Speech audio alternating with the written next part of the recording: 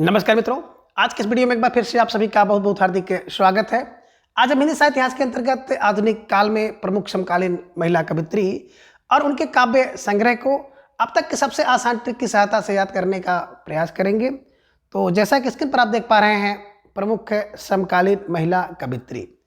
और प्रमुख समकालीन महिला कवित्री की बात करें तो प्रमुख समकालीन महिला कवित्री से संबंधित जितनी भी विधाएं हैं, चाहे हिंदी विधा हो, नाटक विधा हो, उपन्यास विधा हो या निबंध अथवा काव्य संग्रह हो, इन दिनों हिंदी से संबंधित जितनी भी प्रतियोगी परीक्षाएं हैं, उन सभी प्रतियोगी परीक्षाओं में बहुतायत प्रश्न पूछे जाते हैं। तो समकालीन महिलाओं की जितनी भी जो आप देख पा रहे हैं विधाएं हैं और उन विधाओं से संबंधित जितनी भी रचनाएं हैं, तो खास तौर से महिला रचनाकारों की, उसे जरूर तैयार करें क्योंकि परीक्षा में पूछा जाना ही जाना है। चलें अब हम लोग यहाँ पर देखते हैं कि कवित्री एक तरफ और दूसरी तरफ काव्य संग्रह, जिनमें पहली कवित्री हैं कात्यायनी जी। उनका काव्य संग्रह है चेहरों पर आँच, दूसरा है सात भाइयों के बीच चंपा और तीसरा है इस पौरुषपूर्ण समय में, चौथा है जादू नहीं कविता, पांचवा है राख अंधेरे की बारिश में और छठा है फुटपाथ पर कुर्सी। कैसे दिमाग में बैठाया जाए, तो एक क्लू आपको निकालना पड़ेगा, ठीक है ना। क्लू कुछ इस प्रकार से आप निकाल सकते हैं। कात्यायनी देखे होंगे ना कि अष्टदेवियां हैं, अष्टदेवी आप मानते हो ना, तो उसमें अन्नपूर्णा है, दुर्गा है, अम्बा है, ढेर सारी देवियां हैं। तो उन्हीं में आपकी एक कात्यायनी भी है, दिमाग में रख लीजिएगा कात्यायनी, ठीक है ना। अब कात्यायनी माँ की, कात्यायनी देवी की अगर कृपा है तो चेहरे पर आँच नहीं होगी। चेहरे पर आँच कब नहीं होगी, बोले भैया जब कात्यायनी की कृपा है तो चेहरे पे आँच कैसी आँच, अर्थात चेहरे पर आँच नहीं। दूसरा है सात भाइयों के बीच में चंपा। अब कोई कन्या हो, लड़की हो जिसका नाम चंपा हो, उसके सात भाई हो, तो उसके समझे है ना, उस पर कात्यायनी की ही कृपा है, ठीक है ना। तो ये भी कह सकते हो कि सात भाइयों के बीच में कौन है, बोले कात्यायनी है, दिमाग में रखिएगा। तो कात्यायनी है। एक क्या है, चेहरे पर आँच नहीं है, किसके, क्योंकि जिसका साथ दे कात्यायनी। दूसरा क्या है, कात्यायनी क्या कर रही है कि सात भाइयों के बीच में चंपा पर कृपा कर रही हैं, तो कात्यायनी। और आप ये भी बना सकते हो कि कात्यायनी क्या है, सात भाइयों के बीच में, है ना। तो सात भाइयों के बीच में चंपा है, किसकी कृपा से, कात्यायनी के कृपा से। और इस पौरुषपूर्ण समय में कौन, बोले इस पौरुषपूर्ण समय में तो माँ कात्यायनी ही रक्षा करेंगी। कौन करेंगी, कात्यायनी। जादू नहीं है, जादू नहीं है, क्या है, बोले कात्यायनी की कृपा है, माँ कात्यायनी की कृपा है। कात्यायनी फार कात्यायनी, ठीक है ना, जी ने लिखा है। राख अंधेरे की बारिश में, देखिए भाई अंधेरे की बारिश हो रही, राख की बारिश होगी अंधेरे में, तो क्या है भैया, कात्यायनी माँ की कृपा है, ठीक है ना। और आगे फुटपाथ पर कुर्सी, फुटपाथ हो, फुटपाथ पर कुर्सी लगी हो, तो कुछ नहीं, इसे कात्यायनी माँ की कृपा मानिए, कात्यायनी माँ का प्रसाद मानिए, ठीक है ना। तो कात्यायनी माँ का मतलब, कात्यायनी को थोड़ा सा जोड़ लेंगे तो थोड़ा सा याद करने में आपको सुविधा होगी, ठीक है ना। जिसके ऊपर किसकी, बोले कात्यायनी माँ की कृपा है, उसके चेहरे पर आँच कैसी। दूसरा है सात भाइयों के बीच में चंपा पर किसकी, कात्यायनी की कृपा है। और इस पौरुषपूर्ण समय में कौन, बोले माँ कात्यायनी, माँ कात्यायनी रक्षा करेंगी। जादू नहीं कविता में क्या है, माँ कात्यायनी की कृपा है। और अंधेरे में राख जो बरस रही है, कात्यायनी की कृपा है। फुटपाथ पर कुर्सियाँ लगी हुई हैं, तो कात्यायनी की कृपा है। कात्यायनी फार कात्यायनी जी द्वारा लिखे गए ये सभी काव्य संग्रह हैं, और कात्यायनी लगा करके ऐसे याद करने का प्रयास करिएगा, ठीक है ना, ताकि परीक्षा में आए तो भटकने का कोई चांस ना रहे। दूसरी बड़ी महत्वपूर्ण कवित्री हैं अनामिका जी, और यहाँ से तो प्रश्न आना है। पहला इनका काव्य संग्रह है गलत पत्रों की चिट्ठियाँ, गलत पते की चिट्ठी आप कह सकते हैं। दूसरा है बीजाक्षर, तीसरा है समय के शहर में, चौथा है अनुष्टुप, पांचवा है कविता में औरत, और छठा है खुरदरी हथेलियाँ। कैसे दिमाग में रखेंगे, देखिए अनामिका का मतलब ये होता है कि जो बिना नाम का हो, जिसका कोई नाम ना हो, ऐसी बिना नाम वाली, अनाम है। तो आप गलत पत्ते की चिट्ठी, ठीक है ना, गलत पते की चिट्ठी। अब बिना नाम की अनाम की चिट्ठी होगी तो क्या होगा भैया, पहले गलत पते की चिट्ठी हो जाएगी, गलत पते पहुंच जाएगी, ठीक है ना। बीजाक्षर बीजगणित का पढ़ते हैं, बीजगणित में जो अक्षर होता है ना, उसका मान अगर देखा जाए तो अनाम होता है, ठीक है ना। क्यों, क्योंकि वो चर है, तो उसका मान कुछ भी हो सकता है। कभी x का मान 10 होता है, कभी x का मान 20 होता है, कभी 30 होता है। तो यही है, बीजाक्षर में क्या होता है, अनाम होता है, अनाम। और समय समय के शहर में, समय के शहर में बोले भैया अनाम है ना। तो समय का शहर देखा जाएगा तो अनाम व्यक्ति वहाँ पे अनाम हो जाता है, बिना नाम का हो जाता है। शहर की बात की जाए तो अच्छे अच्छे लोग वहाँ पे गुम हो जाते हैं, उनका नाम अनाम हो जाता है। अनुष्टुप, अनुष्टुप अनाम है, अनुष्टुप अनाम है। और कविता में बोले कविता में औरत तो अनाम हो गई, कविता में औरत अनाम हो गई। और खुरदरी हथेलियाँ अनाम लोगों की, अनामिका की खुरदरी हथेलियाँ हैं, अनाम लोगों की खुरदरी हथेलियाँ हैं। ऐसे मोटे मोटे दिमाग में रखिएगा। और दूसरा क्लू ये बनाइएगा कि अनामिका गलत पत्ते की चिट्ठी अनामिका लिखती है, बीजाक्षर का प्रयोग अनामिका करती हैं, समय के शहर में अनामिका रहती हैं, अनुष्टुप अनुष्टुप अनुष्टुप अनुष्टुप क्या करती हैं, अनुष्टुप छंद प्रयोग अनामिका करती हैं। कविता में औरत अनामिका हैं, अब कविता में औरत की बात अनामिका करती हैं। और खुरदरी हथेलियाँ है ना, तो खुरदरी हथेली किसकी बोले अनामिका की। खास तौर से गलत पते की चिट्ठियाँ अनामिका की, कविता में औरत अनामिका की, और खुरदरी हथेलियाँ अनामिका की। ध्यान रखिएगा, ये पूछा जाता है, आ भी सकता है। और अगला है अनुष्टुप, ठीक है, तो ध्यान में रखिएगा, यहाँ से प्रश्न बनने की संभावना बनती है, ठीक है। अगले जो कवित्री हैं नीलेश रघुवंशी, बात करें तो इनका पहला काव्य संग्रह है घर निकासी 1997, दूसरा है पानी का स्वाद, ठीक है ना। अब क्या करेंगे, देखिए नीलेश रघुवंशी, कह रहे नीलेश और रघुवंशी, नीलेश रघुवंशी। घर से निकासी देखे होंगे रघुवंशी की होती है, रघुवंशी राम जी की होती है।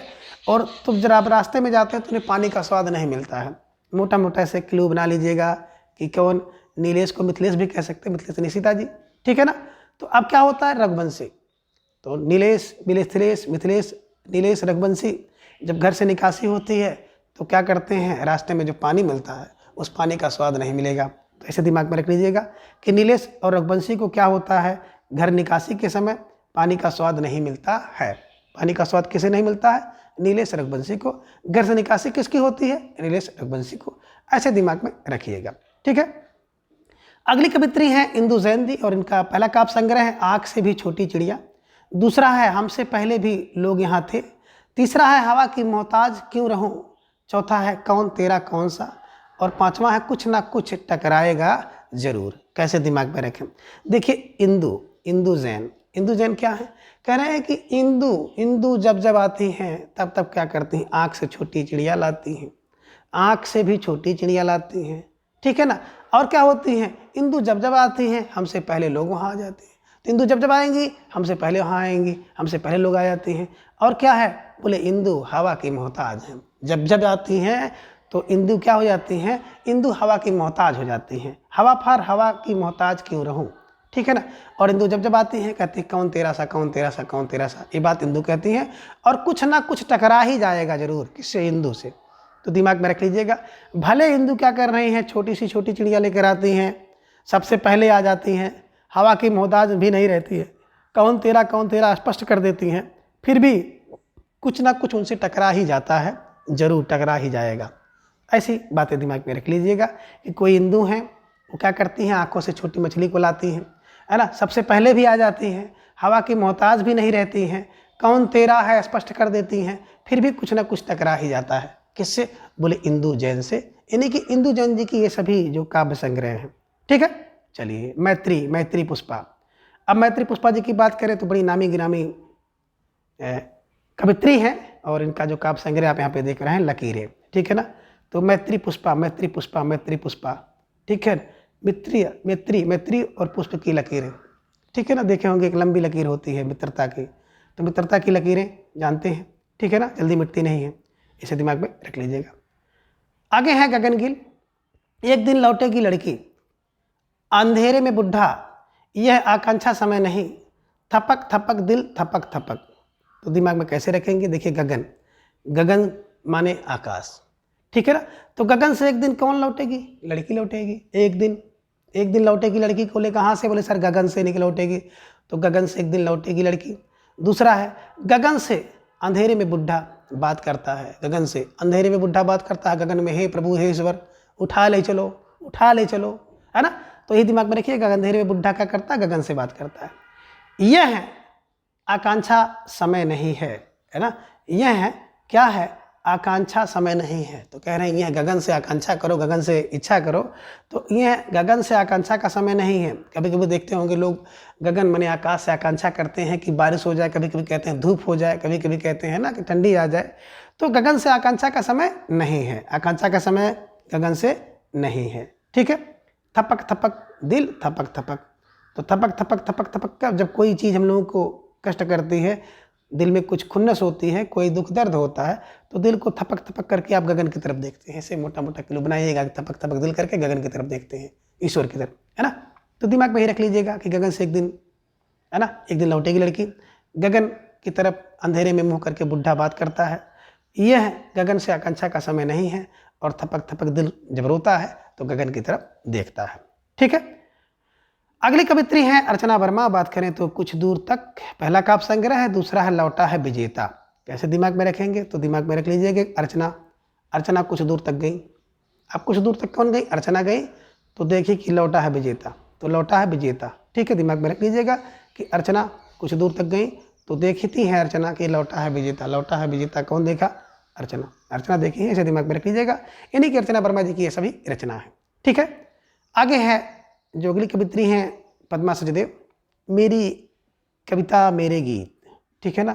तो कह रहे हैं कि सच है, सच क्या है, सच है मेरी कविता मेरे गीत सच है, सच है सचदेव, सच फार सचदेव, मेरी कविता मेरे गीत सच है ना। ये जो आप गीत समझ रहे हो ना, बिल्कुल सच है, सच है। तो मेरी कविता मेरे गीत सच हैं, सच माने सचदेव की है, मेरी कविता मेरे गीत। अगली बड़ी प्रसिद्ध कवित्री हैं जया जादवानी। इनका पहला काव्य संग्रह है मैं शब्द हूँ, दूसरा है अनंत संभावनाओं के बाद भी। अब कैसे दिमाग में रखें, तो दिमाग में रखिएगा कि मैं शब्द हूँ, तो जया, जया माने जय, जय क्या है, शब्द है, तो मैं शब्द हूँ, जय जय जय जय जय का, मैं जय जय का शब्द हूँ। और अनंत संभावनाओं के बाद भी क्या होता है, जया होता है, जया व्यक्ति जया होता है, विजयी होता है, जय होता है। तो दिमाग में ऐसे रख लीजिएगा, जय ऐसे नहीं होती जय, मैं शब्द हूँ, जय में, जया में शब्द है, और जया में क्या है, अनंत संभावनाओं के बाद भी क्या होता है, जया जया ही रहता है। यानी कि अनंत संभावनाएं किसमें है, तो बोले जया में, ऐसे दिमाग में रख लीजिएगा। और गीताश्री, तो गीताश्री कविता जितना हक, कविता जितना हक, तो कह रहे गीता में जितना हक है, गीता में जितना हक है उतना कविता में हक है, जितना गीता में हक उतना कविता में हक, जितना कविता में हक, जितना गीता में हक उतना कविता में हक। तो जितना कविता में जितना हक किसने कहा, बोले ये गीताश्री की रचना है। नीरजा माधवा, प्रथम में छंद से स्वप्न, और दूसरा है प्यार लौटना चाहेगा, तीसरा है प्रस्थान त्रयी। कैसे दिमाग में रखें, तो मोटी मोटी क्लू बनाइए। क्या, नीरजा माधव प्रथम छंद से स्वप्न देखते हैं, दूसरा क्या है प्यार को लौटाना चाहते हैं, तीसरा क्या है उसके बाद प्रस्थान करना चाहते हैं, त्रयी प्रस्थान त्रयी करना चाहते हैं। तो मोटी मोटी बात रखिएगा कि जो नीरजा है ना, नीरजा माधव प्रथम छंद से स्वप्न करेंगे, दूसरा प्यार लौटाना चाहेंगे, और इसके बाद प्रस्थान करना चाहेंगे। ऐसे मोटा मोटा क्लू बना लीजिएगा, आसानी से बैठ जाएगा। आगे हैं वर्तिका नंदा, और बात करें वर्तिका नंदा की, तो वर्तिका नंदा की एकमात्र काव्य संग्रह आप देख पा रहे हैं मरजानी। ठीक है ना। तो वर्तिका, कोई बात अगर ऐसी कर दे वो वर्तिका लग जाए तो व्यक्ति मर जाता है, और वर्तिका माने बत्ती, है ना, मर के व्यक्ति क्या होता है, वर्तिका जलाता है, मरजानी वर्तिका। ठीक है ना, ऐसे दिमाग में रख लीजिएगा। तो इस प्रकार से आपने जितने भी प्रमुख समकालीन महिला कह सकते हैं रचनाकार थे, उन्हें आपने देखा, उनके काव्य संग्रह को देखा। तो यहाँ पे कुछ आपको प्रयोगवादी प्रमुख महत्वपूर्ण काव्य पंक्तियाँ दिखाई दे रही हैं। तो इन पंक्तियों को हम लोग यहाँ पर नहीं देखेंगे, बल्कि कवि और उनकी पंक्ति वाली क्लास मैंने यूट्यूब पर एक प्लेलिस्ट के द्वारा अपलोड कर दिया है। कुल लगभग 14 भाग में है, जो कि बिल्कुल सुंदर तरीके से, अद्भुत ट्रिक से हमने उसको लोड कराया है। तो आप जाकर वहाँ पर देख सकते हैं, और आसानी से जितने भी प्रमुख कवि हैं और जितनी भी उनकी प्रमुख काव्य पंक्तियाँ हैं वहाँ से आप याद कर सकते हैं। तो आज के इस वीडियो में बस इतना। अगले वीडियो में फिर हम इसके अगले भाग को जानेंगे। तब तक के लिए धन्यवाद, नमस्कार, बाय।